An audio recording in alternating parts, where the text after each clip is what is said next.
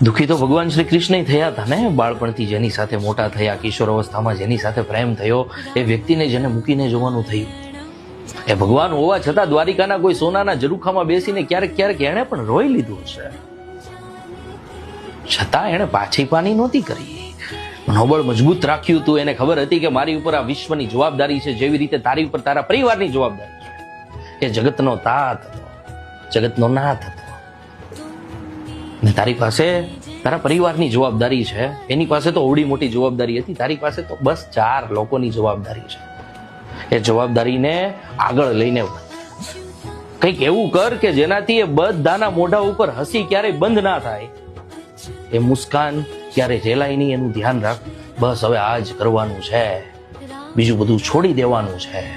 અને અહીંયાથી એટલું આગળ વધવું છે, એટલું આગળ વધવું છે કે માં અને બાપના મોઢા ઉપર ક્યારેય ઉદાસી ના છવાય.